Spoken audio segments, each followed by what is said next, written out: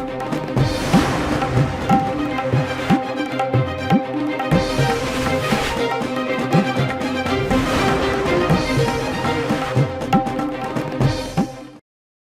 अस्सलाम वालेकुम। सियासी टीवी के खुसूसी प्रोग्राम खबर ख्याल में आप सबके इस्तकबाल है। मैं मोहम्मद सिद्दीक़ और मेरे साथी सज्जाद हसन साहब। अस्सलाम वालेकुम। नाज़रीन, जैसा कि आप जानते हैं हमारा इंपॉर्टेंट प्रोग्राम होता है जिसमें हम ब्रेकिंग न्यूज़ लेते हैं, ट्रेंडिंग न्यूज़ लेते हैं और ऐसी न्यूज़ शामिल करते हैं जो सोशल मीडिया पर भी वायरल हो चुकी हैं और इसमें नेशनल इंटरनेशनल सारी न्यूज़ को हम शामिल करते हैं। तो आइए कुछ ऐसे टॉपिक्स लेकर आए हैं जिस पर हम बात करेंगे। सबसे पहले हम, जैसा कि आप जानते हैं, हमारे पड़ोसी मुल्क बांग्लादेश में इलेक्शन हुए थे 2 दिन पहले और उसके रिज़ल्ट भी आ चुके हैं और फाइनल में जो है ना इन्हें तकरीबन उसकी टोटल जो सीट थे 299 सीट्स पे जो है ना मुकाबला हुआ था और इसमें से बीएनपी बांग्लादेश नेशनलिस्ट पार्टी के तारिक रहमान की जो है ना मेजॉरिटी में आगे हैं और उनके प्राइम मिनिस्टर बनने के बिल्कुल चांसेस है। और सेकंड पोजीशन पे जमात इस्लामी है जिसको सिर्फ 50 नशिस्तें मिली हैं, तो वहाँ पर हम बात करेंगे। और दूसरे हमारी स्टेट में, जैसा कि आप जानते हैं, बल्दिया इलेक्शंस हो चुके हैं और उसकी काउंटिंग भी शुरू हो चुकी है और रिज़ल्ट भी बहुत सारे आ चुके हैं अभी, लेकिन अभी भी जारी हैं। शायद आज रात तक या कल सुबह तक फाइनल फिगर हमको मालूम हो जाएगा। तो अभी लेटेस्ट ट्रेंड से मालूम हो रहा है कि इन्हें कॉरपोरेटर्स और बल्दियात में कांग्रेस लीडिंग में है और वो सेकंड पोजीशन पे बीआरएस और बीजेपी है, उस पर हम बात करेंगे। तो ये चलते हैं सबसे पहले हमारे पड़ोसी मुल्क बांग्लादेश के बारे में। जैसे कि आप जानते हैं कि 2024 में शेख हसीना का तख्ता पलटने के बाद उनको वहाँ से फ़रार होना पड़ा था और वो इंडिया में पनाह लिए हुए अभी इस वक्त है और इंडिया उसको पनाह दिया हुआ है उनको। और उसी दौरान में काफ़ी हंगामा मचा था और नौजवान तबके की जानिब से वहाँ पे रेवोल्यूशन आया था, जेन जी जिसको कहते हैं, वहाँ पे आया था ताकि उनकी इतनी बदुनवानियाँ हो गई थी और इतनी उनका रूल ऐसा हो गया था, शिबिके में डिक्टेटर की तरह वहाँ पे हुकूमत कर रही थी, तो वहाँ पे काफ़ी बेचैनी पैदा हो गई थी और वहाँ पे इस किस्म के हालात पैदा हुए। तो लेटर ऑन जब वो फ़रार हुई तो मुल्क के उबूरी जो एडवाइज़र हैं मोहम्मद यूनुस, जो नोबल लॉरेट है इकनॉमिक्स के, उनको जो है ना वहाँ पे एक उबूरी सदर के तौर पे यहाँ पे मुंतखब किया गया और वही वहाँ पे सारी निगरानी की और इलेक्शन भी उन्होंने मुनक़िद किए और उन्होंने वादा किया था कि जल्दी इलेक्शन मुनक़िद किए जाएंगे और उन वादे के मुताबिक उन्हें इलेक्शन मुनक़िद किए। और उसी असना में जो साबिक़ वज़ीर-ए-आज़म है शेख ज़ियाउर रहमान की जो वाइफ थी जो है ना, तो उनका भी इंतकाल हो गया। इंतकाल होने के बाद उनके बेटे तारिक रहमान तकरीबन 17 साल की जिलावतनी के बाद अपने मुल्क वापस आए और जैसे ही वापस आए तो काफ़ी जो है ना गर्मजोशी से उनका इस्तकबाल किया गया और सारे यंगस्टर्स उनको जो है ना रिसीव करने के लिए एयरपोर्ट पहुँचे और काफ़ी शुरू से जोश और जज्बा देखा जा रहा था जब वो वहाँ पर पहुँचे जाना। और आते ही उन्होंने इशारा दे दिया कि वो इलेक्शन लड़ने वाले हैं, हो सका तो फ्यूचर के प्राइम मिनिस्टर भी वो बन सकते हैं बांग्लादेश के। तो उसी असना में ये जो उबूरी जो टाइम था, यानी इलेक्शन और 2024 की जो रिवोल्ट हुई थी, बगावत, उसके दौरान में वहाँ पे काफ़ी लॉलेसनेस वहाँ पे हुआ था और उसमें बहुत सारे हिंदुओं पे भी अटैक हुए, हमले हुए थे, जिसकी बिना पे जो है ना हिंदुस्तान तशवीश में मुब्तला था कि हमारे पड़ोसी मुल्क में हिंदुओं पे हमले जारी हैं और मॉब लिंचिंग वहाँ पे चल रही है। तो हिंदुस्तान देख रहा था कि आखिर ये होगा क्या, इलेक्शन में कौन कामयाबी हासिल करेगा। और क्योंकि ये साउथ एशिया का बहुत बड़ा एक ऐसा स्पॉट है, बांग्लादेश एक ऐसा मुल्क है जो हिंदुस्तान, चाइना, पाकिस्तान सबके लिए इसकी अहमियत बहुत बढ़ जाती है। तो वहाँ पे कौन सी पार्टी जीतती है उसके असरात हिंदुस्तान पे बहुत ज़्यादा हो सकते हैं, क्योंकि वेस्ट बंगाल जो है वहीं से बाजू में पड़ोसी मुल्क है और तकरीबन 4,500 किलोमीटर हमारा बॉर्डर जो है ना बांग्लादेश को लगता है। ख़ासतौर पे आसाम और वेस्ट बंगाल दोनों जो है ना ये लगते हैं और इस सरहद में काफ़ी थिक पॉपुलेशन पाई जाती है। और जैसा कि आप जानते हैं काफ़ी अरसे से इन्फिल्ट्रेशन, बांग्लादेशियों की आमद का सिलसिला जारी है और हिंदुस्तान उसके बारे में बहुत तशवीश में मुब्तला है कि बांग्लादेशी हिंदुस्तान में दाखिल हो रहे हैं। तो अब ये मसला एक अलग बात है, लेकिन अब जब नई हुकूमत वहाँ पे बनने जा रही है तो हिंदुस्तान के लिए बहुत ही जो है ना मोहतात रहने की ज़रूरत है। हिंदुस्तान बहुत मोहतात रद्द-ए-अमल ज़ाहिर कर रहा है। क्यों? क्योंकि ये एक्चुअली जो जमात इस्लामी पार्टी थी वो उनका ताल्लुक़ जो है ना पाकिस्तान से बहुत ही मजबूत है और लेकिन उनको जो है ना सिर्फ 50 नशिस्तें मिल चुकी हैं। यानी 299 में सिर्फ 50 नशिस्तें उनको मिली हैं, जबकि बीएनपी को 125 नशिस्तें मिलेंगे। यानी थम्बिंग मेजॉरिटी इनकी और थोड़े से मिसलिनियस पार्टीज़ भी वहाँ पे आए हैं जो है ना। तो हिंदुस्तान का जहाँ तक मामला है, हिंदुस्तान इसको जो है ना बहुत ही गौर से देख रहा है कि जो डेवलपमेंट के फ्यूचर में क्या डेवलपमेंट हो सकते हैं। और इससे पहले जब खालिदा ज़िया जब वज़ीर-ए-आज़म थी तो हिंदुस्तान के साथ कैसे ताल्लुक़ात थे उस जीवन में हमको थोड़ा सा सोचने की ज़रूरत है। और उससे पहले ज़ियाउर रहमान भी एक वज़ीर आज़म हुआ करते थे, उन्हीं के बेटे तारिक रहमान ये हैं। तो ज़ियाउर रहमान के दौर में और उनकी वाइफ के दौर में जो हिंदुस्तान के ताल्लुकात थे, उसके रोशनी में हम इस पर जो है ना डिटेल रोशनी डालेंगे कि हिंदुस्तान पे क्या असरात मुरतब हो सकते हैं।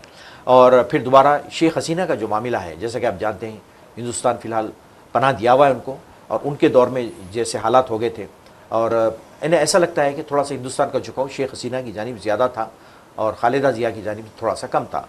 तो अब इसके बारे में थोड़ा सा हम तजिया करेंगे सजा साहब कि ये बिल्कुल एक तो हिस्टोरिकल अगर हम पर्सपेक्टिव देखेंगे इसका, इन्हें कब से ज़ियाउर रहमान की जब हुकूमत थी उससे पहले जो है ना शेख मुजीब का तख्ता खदल कर दिया गया था, फिर उनकी बेटी आई वहाँ से, फिर बीच में इन बिटवीन जो है ना फिर वहाँ पे ज़ियाउर रहमान की एंट्री होती है, फिर उनके इंतकाल के बाद खालिदा ज़िया वहाँ की वज़ीर आज़म बनती है। फिर ये जो यानी अपीवल जो चेंजेस आए हैं इस जीवन में जो है ना, हिंदुस्तान हमेशा तशवीश में मुब्तला रहा कि भाई, क्योंकि हिंदुस्तान के ऊपर उसके असरात मुरतब होना लाजमी था जो है। ये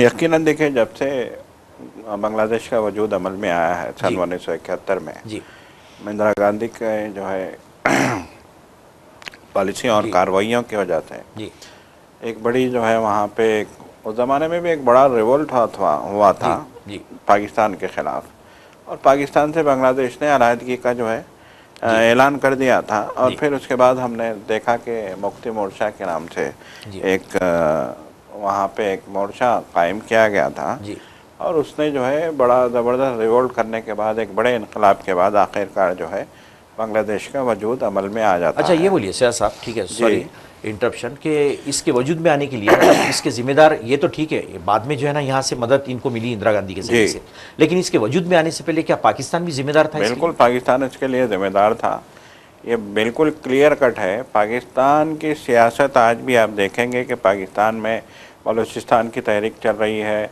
सिंध की तहरीक चल रही है जी, तो सिंध और बलूचिस्तान जो है पाकिस्तान के ख़िलाफ़ मुहिम वहाँ पे चला रहे हैं, और वो अपना अलग जो है रियासत बनाना चाहते हैं, मुल्क बनाना चाहते हैं। तो इसकी बड़ी वजह ये है कि पाकिस्तान में पंजाबी हुकूमत करते हैं जी, और वहाँ पे सिवाय पंजाबियों के किसी को जो है कोई पावर दिया ही नहीं जाता।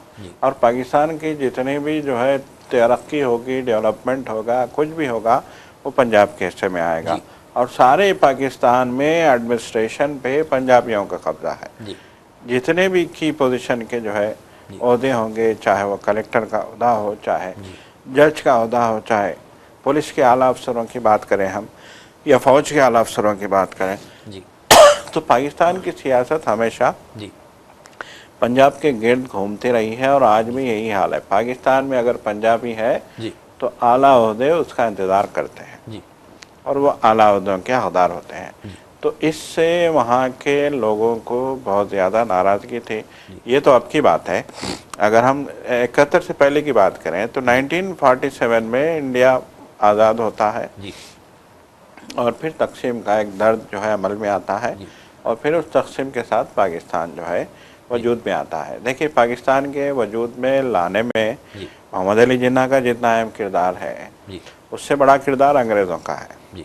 अंग्रेज़ जा रहे थे, अंग्रेज़ की नैया डूब रही थी, अंग्रेज़ का जो सूरज था मलिका बरतानिया का, वो डूब रहा था। देखिए, एक ज़माना था, आपको भी याद होगा, लोग कहते थे कि जो है अंग्रेज़ों की हुकूमत में सूरज नहीं डूबता।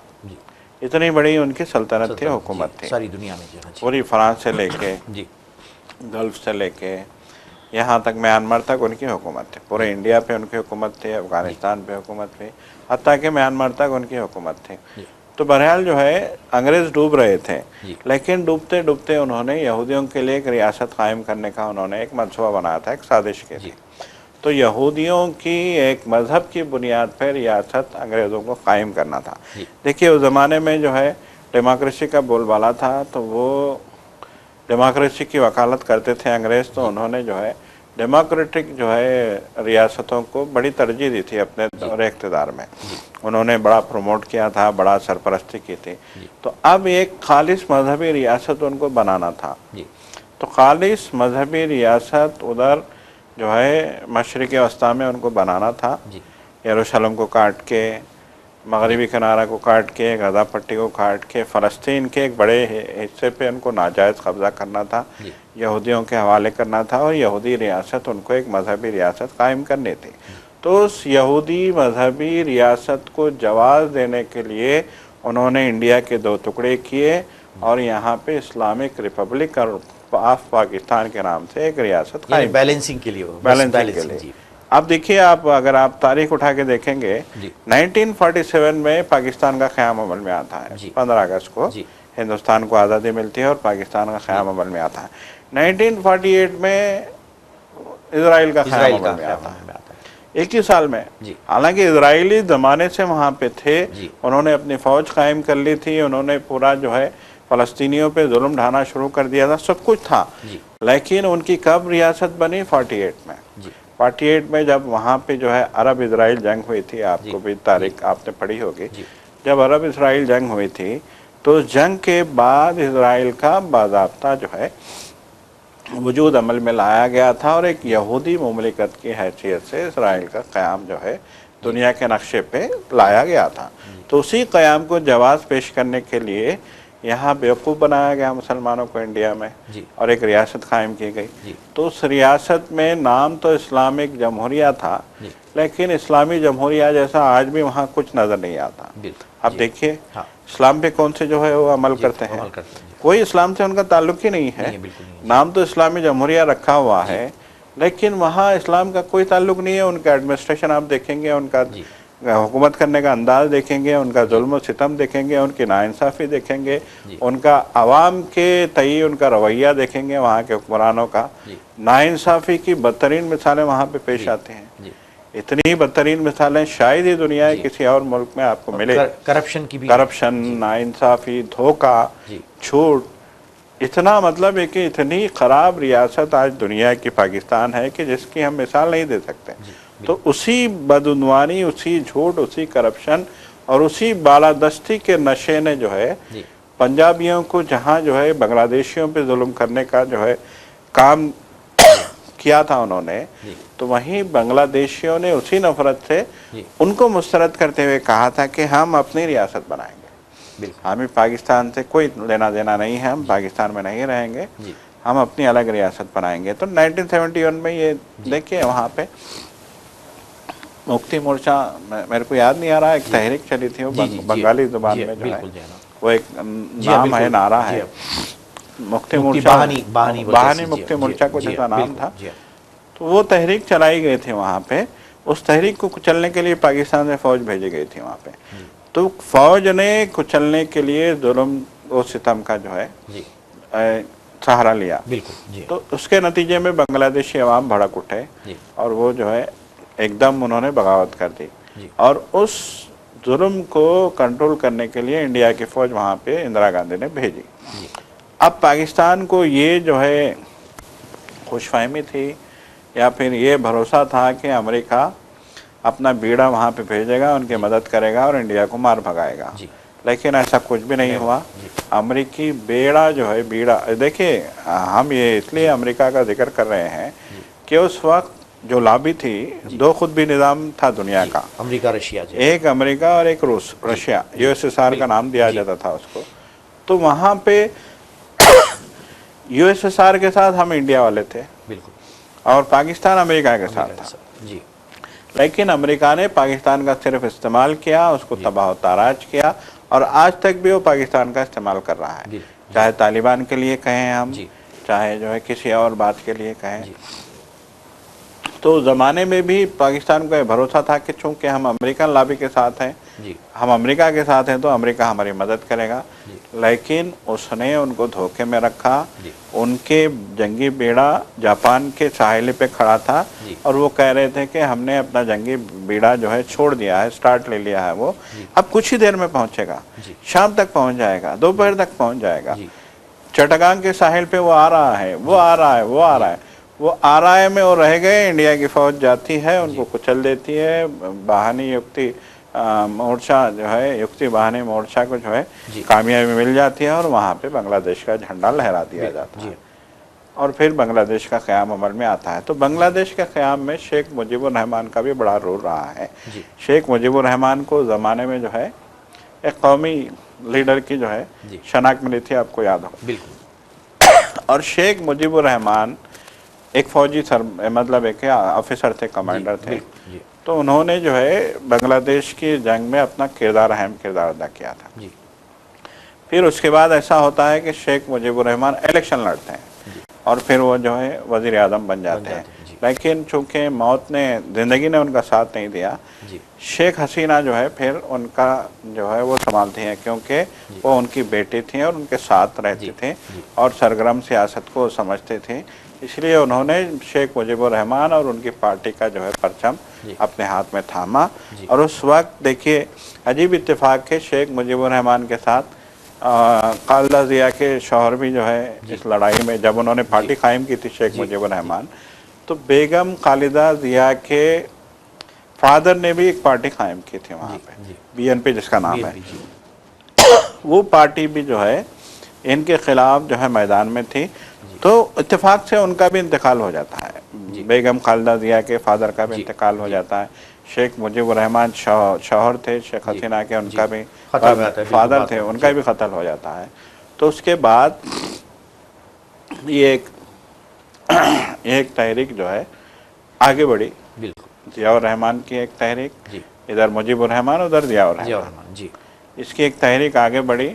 और फिर इसके बाद उधर बेगम खालिदा ज़िया, तो इधर जो है शेख हसीना की जो है लड़ाई चलती थी। तो 70 के बाद से ही हमने देखा कि 1-2 साल के बाद से ही कभी खालिदा ज़िया वहाँ की प्राइम मिनिस्टर होती, तो कभी जो है शेख हसीना वहाँ की प्राइम मिनिस्टर होती। तो ये सिलसिला चलता रहा। लेकिन गुज़िश्ता 15 सालों से हम देख रहे थे कि शेख हसीना वहाँ साहब इक़्तिदार है।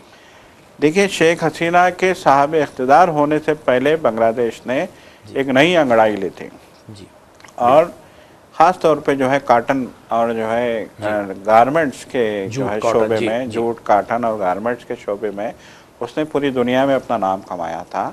और यूरोप में बांग्लादेश के बनाए हुए कपड़े बड़े पसंद किए जा रहे थे।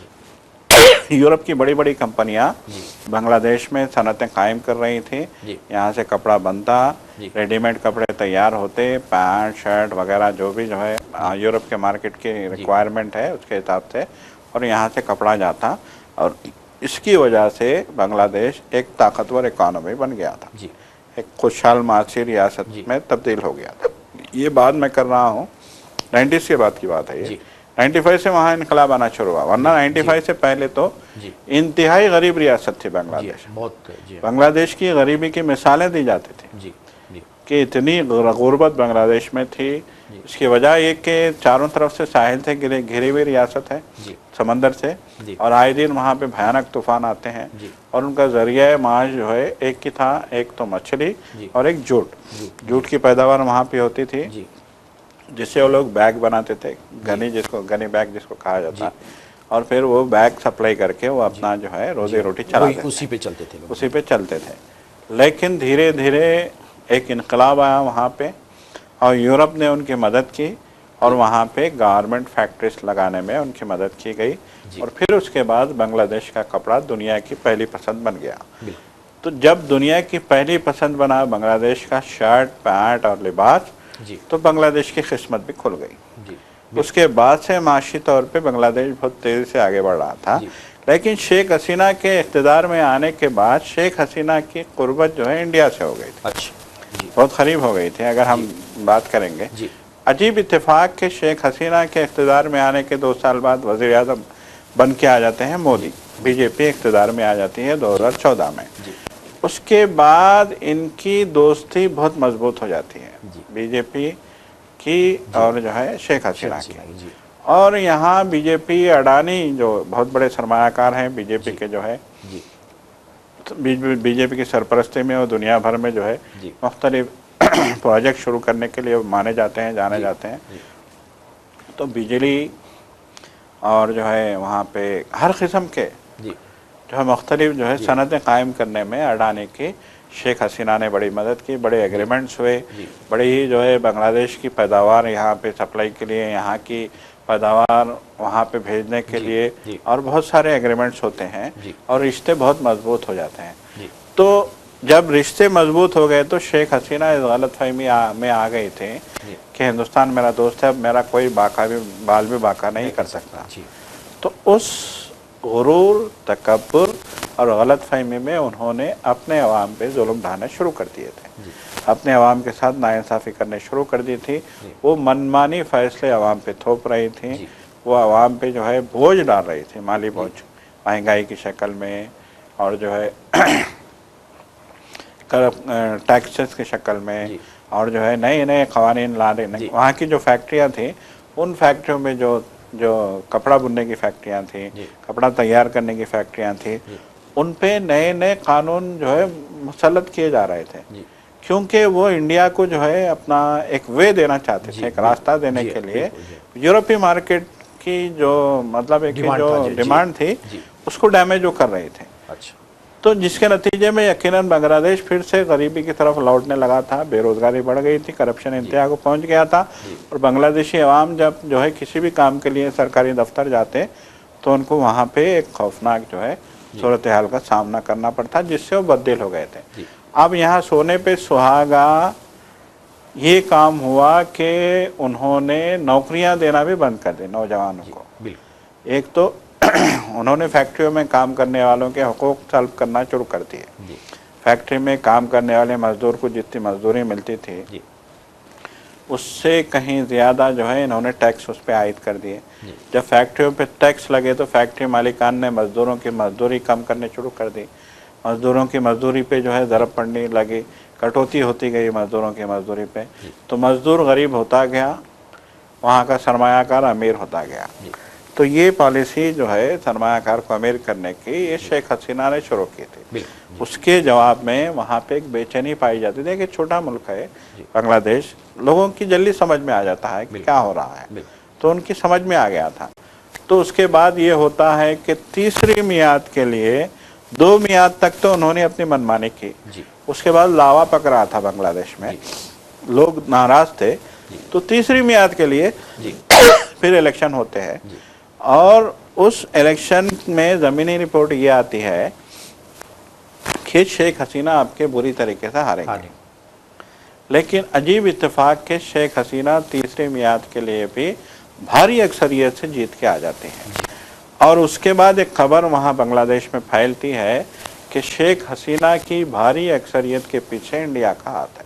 अच्छा जी। चूँकि उनका इंडिया का मफाद उनसे शेख हसीना से जुड़ा हुआ है, इसलिए इंडिया ने उनको जितवाया, धांधलियाँ हुई है इलेक्शन में, ये बात वहाँ के लोगों में फैलने लगी जल्दी से। तो इसको जो है ये बात वहाँ की जेनजी को मुश्तइल करने में बड़ी जो है अहम उनसर था, तेल का काम किया उसने, आग पे तेल का काम किया। उसके बाद हमने देखा कि एक बड़ा इनकलाब आया। अगर हम करीबी हाल की बात करें, लास्ट ईयर की बात करें, इतना बड़ा इनकलाब आया कि शेख हसीना को मुल्क छोड़ के फरार होना पड़ा। उनके घर पे तक, घर के अंदर तक घुस गए थे लोग। फौज जो है हथियार छोड़ के भाग गई थी, कंट्रोल नहीं कर पा रही थी फौज। इतनी बुरी जो है गुस्सा, गमो गुस्सा था लोगों का। लोग जब सड़क पे निकले थे ढाका की, तो लोगों को कुचलने के लिए फायरिंग की गई थी, जो है लोगों के गमो गुस्से को भड़काने का काम कर गई। उसके बाद लोगों ने हर सरकारी इमारत को निशाना बनाया, सरकारी इमारतों को आग लगाई गई, और जितने वजीर थे शेख हसीना के सबको मुल्क छोड़ के भागना पड़ा। 1-2 वजीर मिल गए थे पब्लिक को रोड पे, तो उनको जो है वहीं रोड पे जो है इतना पीटा मारा गया कि कुछ तो मरे हुए, कुछ के मरने की भी खबरें आई, खबर मीडिया की नज़र हुई थी उस ज़माने में। तो बहरहाल जो है इन हालात के बाद वहाँ की सिचुएशन इतनी ख़राब हो गई थी कि वो लोग वज़ीर आज़म के घर में भी घुस गए थे। लेकिन उनके घर में घुसने से पहले वज़ीर आज़म ने देख लिया कि अब हालात काबू से बाहर हैं, फ़ौज के भी कंट्रोल में नहीं है। फ़ौज ने भी इशारा दे दिया कि मामला गड़बड़ है, आप जो है फौरी यहाँ से भागिए। तो वह एक खुसूसी हेलीकॉप्टर के ज़रिए वो इंडिया उबर करके इंडिया में आ गई, और उनको यहाँ पे सिक्योरिटी भी दे दी गई।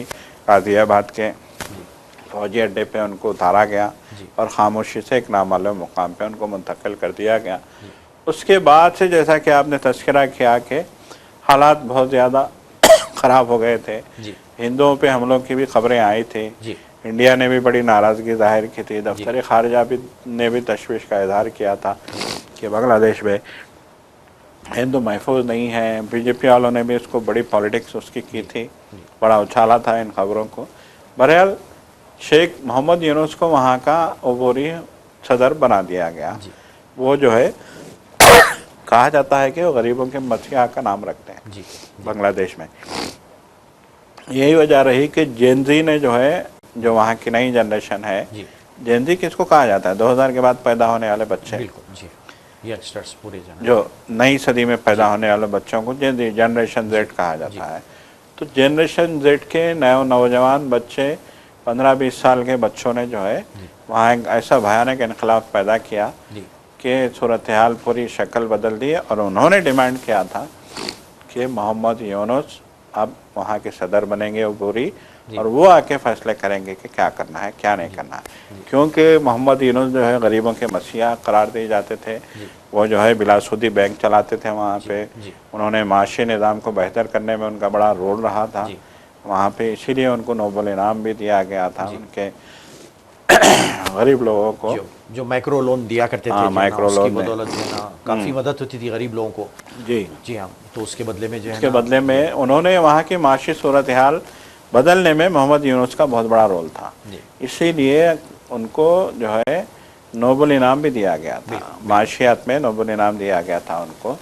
तो बहरहाल जो है वो आए, उन्होंने इक़्तिदार संभाला। उसके बाद जो जैसे हिंदुओं पे हमले हो रहे थे, वाक़यात हुए, तो इंडिया ने बड़ी उनसे जो है बिल्कुल मजम्मत की। और इंडिया में भी जो है मोहम्मद यूनुस के ख़िलाफ़ मुहिम चलाई गई ज़बरदस्त, और उनको इक़्तिदार से बेदखल करने के लिए बहुत ज़ोर लगाया गया।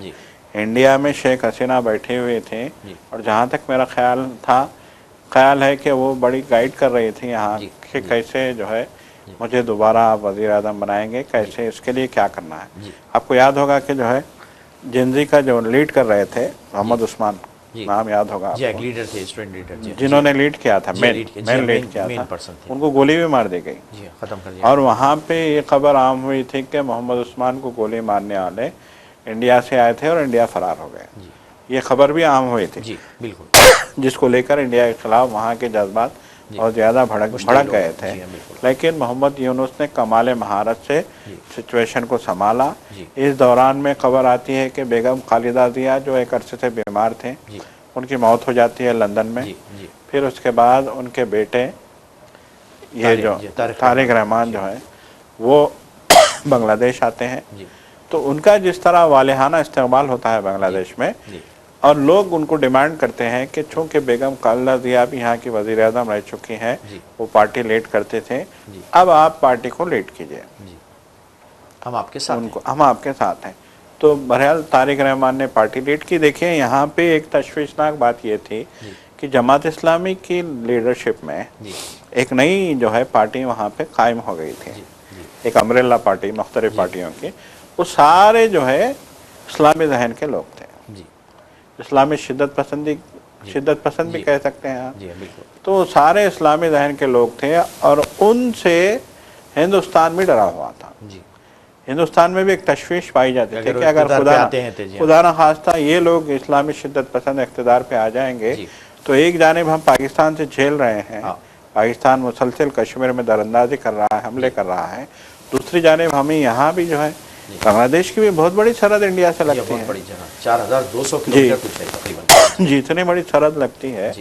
तो शिद्दत पसंद, इस्लामी शिद्दत पसंद अगर वहाँ साहब इक़्तिदार हो जाएंगे तो फिर इन सरहदों पे फ़ौज रखना इंडिया के लिए मुश्किल हो जाएगा, क्योंकि कश्मीर में ही 9 लाख फ़ौजी सरगर्म है वहाँ पे। तो आप वहाँ 9 लाख सरगर्म हैं, फिर यहाँ फ़ौज लगाएंगे आप, फिर नॉर्थ वेस्ट में आपको फ़ौज लगानी है, फिर लद्दाख में आपको फ़ौज लगानी है, वादी गुलवान में, तो ये तो बहुत मुश्किल हो जाता है इंडिया के लिए।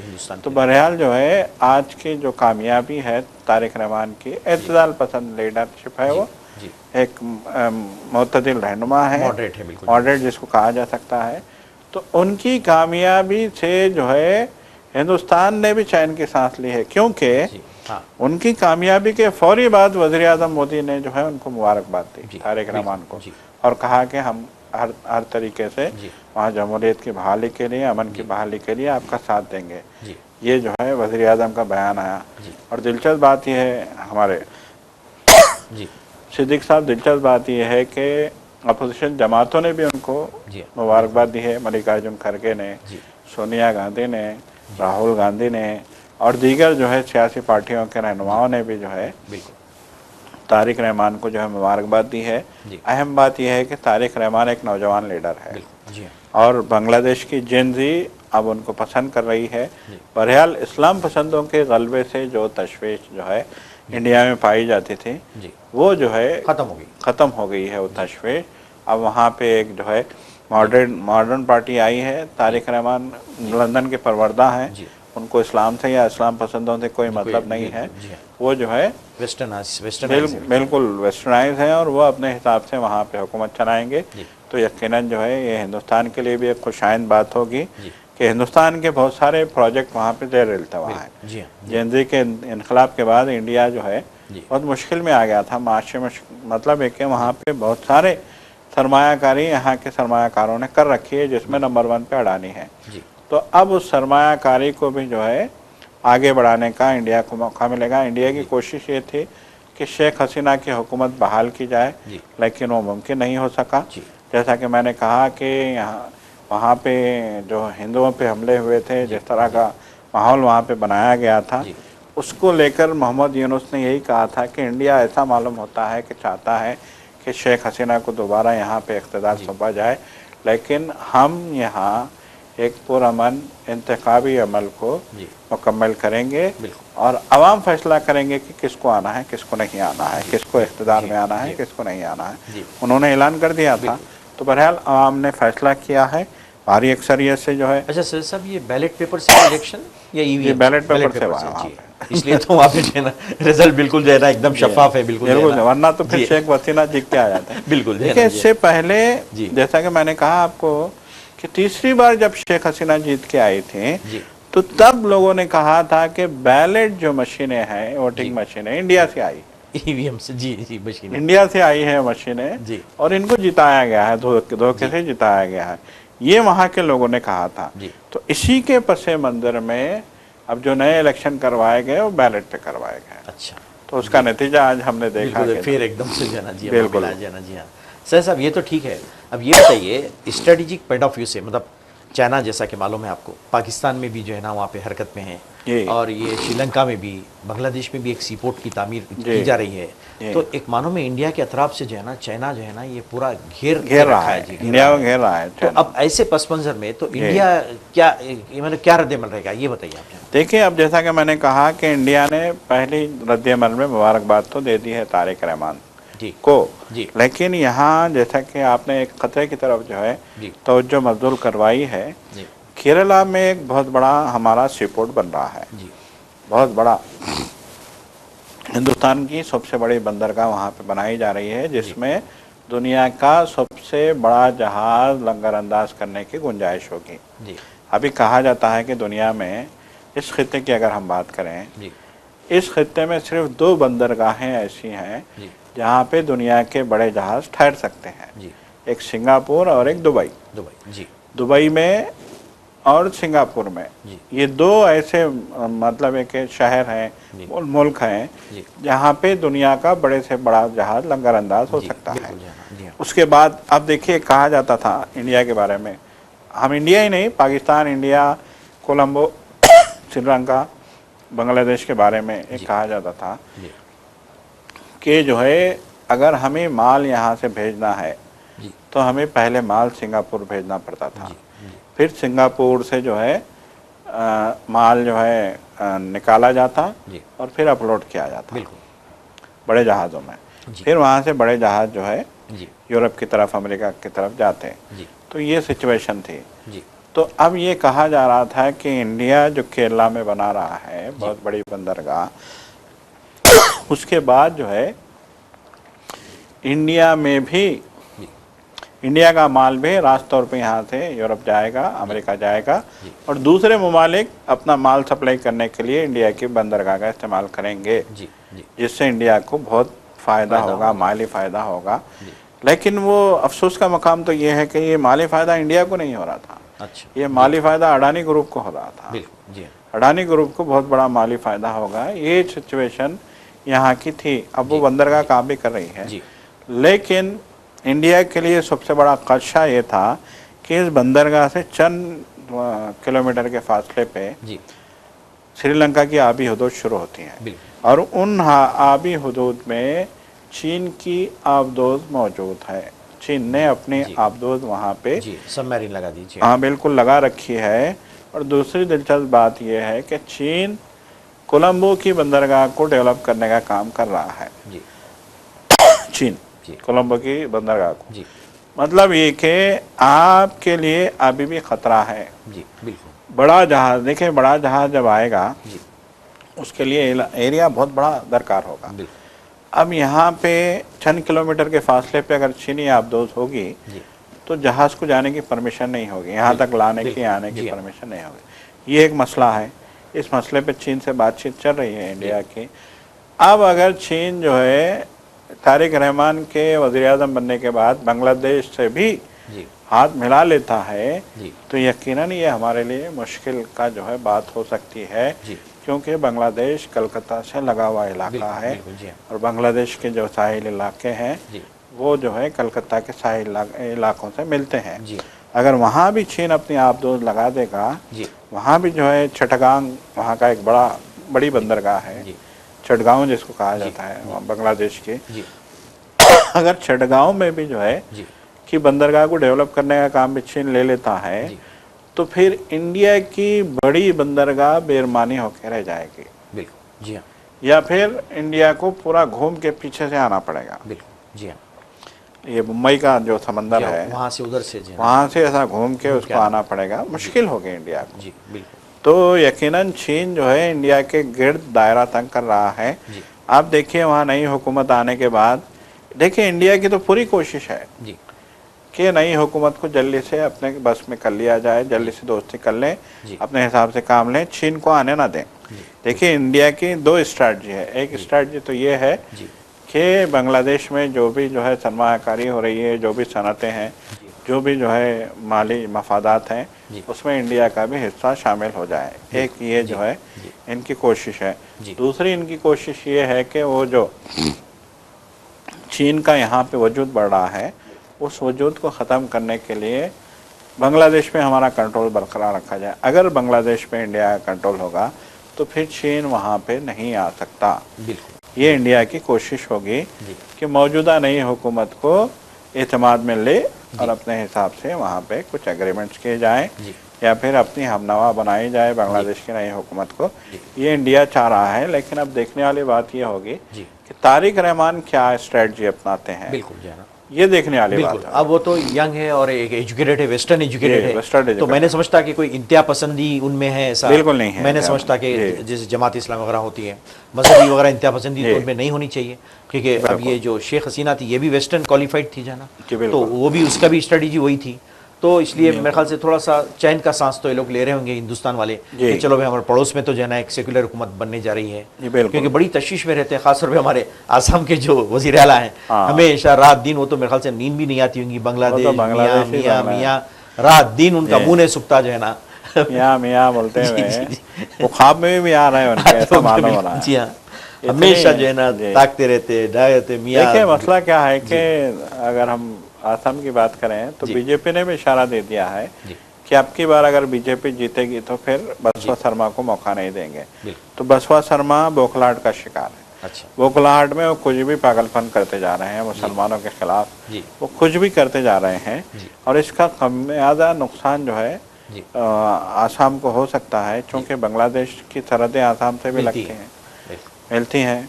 अब मियाँ मियाँ देखिए सबसे बड़ा मसला ये है सिद्दीक साहब कि मगरबी बंगाल के दो हिस्से हुए थे आज़ादी के बाद। तो अब वहाँ के लोग भी वही कल्चर से वाबस्ता हैं जो मगरबी बंगाल के लोग हैं। वहाँ की ज़ुबान भी वही है जो यहाँ की, हर चीज़ वही है। तो अब और दूसरा सबसे बड़ा मसला ये है कि हमने देखा कि शेख हसीना के इख्तिदार तक जो है बांग्लादेश की सरहदें खुली थी, सख्ती नहीं थी। लोग वहाँ से आते थे इंडिया, जाते थे, आराम से आते जाते थे।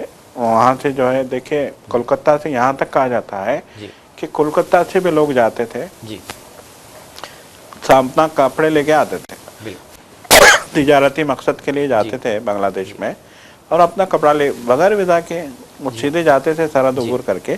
और सरहदों पे कोई सख्ती नहीं थी, एकाध फौजी वहाँ पे होता था और काम आराम से चल रहा था, कोई दिक्कत नहीं, कोई जो है दहशत नहीं, कोई जो है वीज़ा की जरूरत नहीं, स्टाम्पिंग की जरूरत है, ना पासपोर्ट की जरूरत, कोई चीज़ की जरूरत, बस लोग जा रहे हैं। अब जैसा कि नेपाल और गया के बारे में कहा जाता है, बिहार गया जहाँ से नेपाल की सरहदें लगती हैं, लोग कहते हैं कि सुबह उठ के गाँव वाले सब्जी लेने के लिए नेपाल में चले जाते हैं सरहद उबर करके, ट्रक वाले पेट्रोल भरवाने के लिए नेपाल में जाते हैं सरहद उबर करके। एक सरहद, एक कमान है, सरहद है वहाँ पे, एक अलामती सरहद है, लेकिन वहाँ पे कोई चेकिंग नहीं होती, बस फौजी बैठे रहते हैं कि कोई गैर मामूली बात ना हो जाए।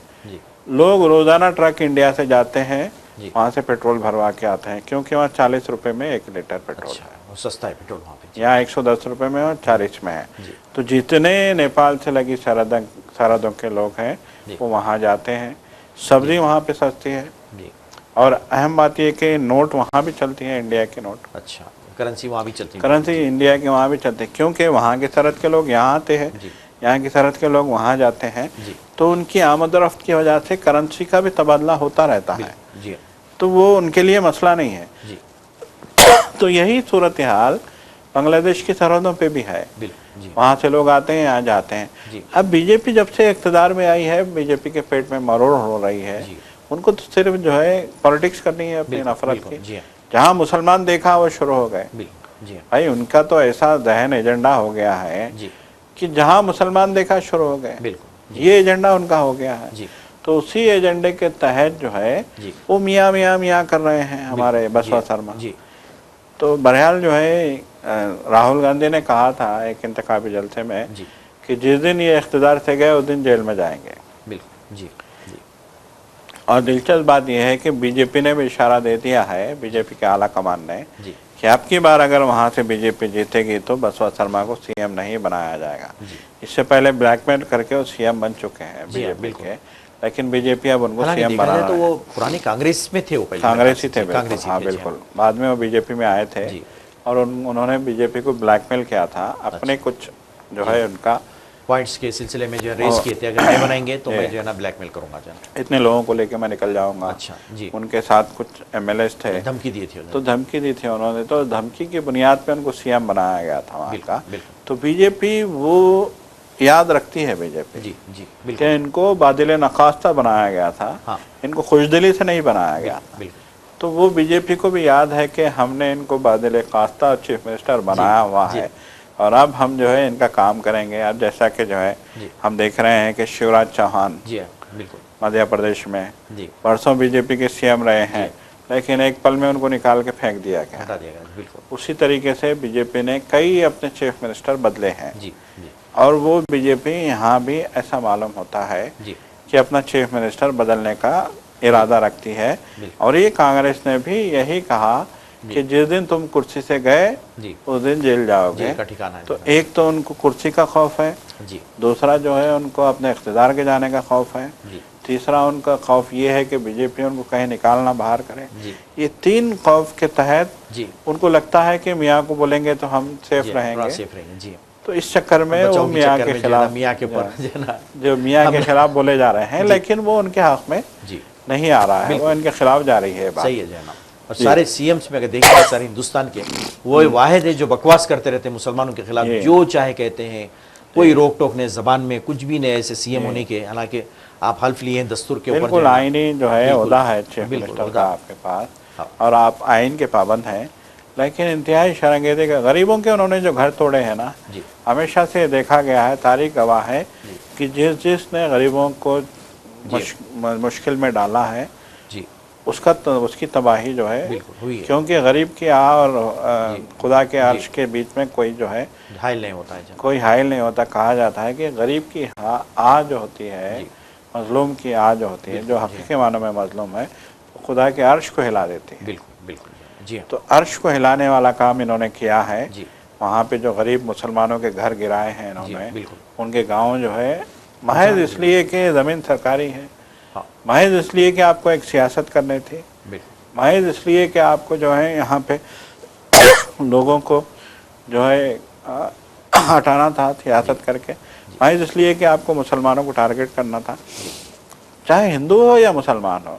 देखिए गरीब गरीब होता है, उसकी अपनी मुश्किल ज़िंदगी है, रोज़ाना का स्ट्रगल है, उसका रोज़ाना की परेशानी है, उसको अचानक आप घर से बेघर कर दें तो उसके दिल से तो आ निकलेगी ही।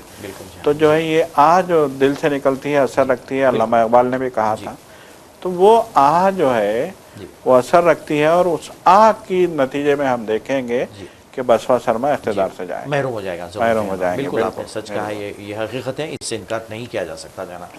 तो नाज़रीन हम चलते हैं, जैसे कि आप जानते हैं हमारी स्टेट की जानिब कि यहाँ पे बल्दियात के इलेक्शन हो रहे हैं और तकरीबन म्यूनसिपल के 116 सीट पे इंतखाबात हो चुके हैं और कॉरपोरेशन की तकरीबन 7 सीटों पे इंतखाबात हो चुके हैं, जिसकी काउंटिंग जारी है।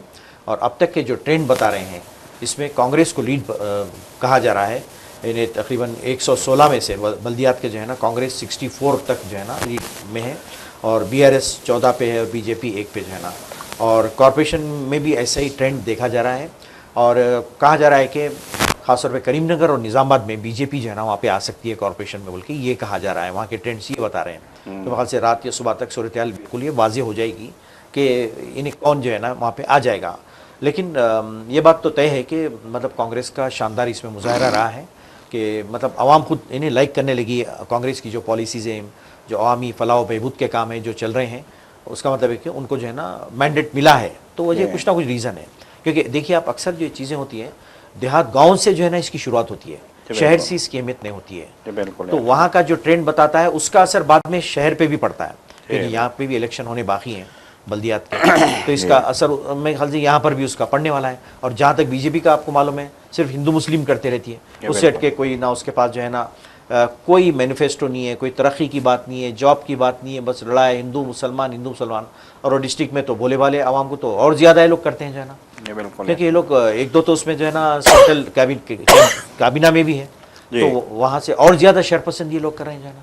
बेशक तो आवाम समझ गए हैं कि इनके क्या है पॉलिसी जो है ना, और वो भी कैसा है वो अल्लाह ही बेहतर जानता है। वो लोग जो MP बन के कैसा है, क्या उलट फिर भी क्या है, क्योंकि EVM से आए वो भी जो है ना, तो ये गेम्स वो लोग के वहाँ पे चल रहे हैं जाना। जी बिल्कुल सही है। देखिए अभी जो है अब देखने वाली बात ये होगी कि जो है अब ये जो रिजल्ट है जी, ये क्या सिचुएशन जो है आगे हाथ में रिजल्ट जो आएंगे बिल्कुल वो कैसे जो है निकल के आएंगे। बहरहाल एक बात तो तय है, जैसा कि आपने कहा कांग्रेस लीड कर रही है जी, बिल्कुल, और ये कांग्रेस के लिए खुशाइन बात है, क्योंकि इस इलेक्शन में देखा ही गया था कि जो है कांग्रेस की 2 साल कारकर्दगी की बुनियाद पे रिजल्ट आएगा, और KTR ने भी यही जो है मसला उठाया था। बिल्कुल जी हाँ। तो अब देखने वाली बात यह है, बहरहाल देखने वाली क्या वादे है बिल्कुल वादे बात यह है कि कांग्रेस ने अजला की बल्दियात पे अपना कब्जा जमा लिया है, दूसरे नंबर पे BRS आई है, तीसरे नंबर पे BJP आई है, और MIM ने भी 10-12 सीटें निकालती है। तो बहरहाल जो है ये एक इलेक्शन में जो है दिलचस्प रिजल्ट के साथ जो है आउट हुआ है, हम कह हो सकता है बिल्कुल जो है ना। तो नाज़रीन इसी के साथ ही हम आपसे इजाज़त लेते हैं, इंशाल्लाह नेक्स्ट प्रोग्राम में नेक्स्ट टॉपिक के साथ फिर आपसे मुलाकात होगी। जब तक के लिए इजाज़त दीजिए, अल्लाह हाफ़िज़।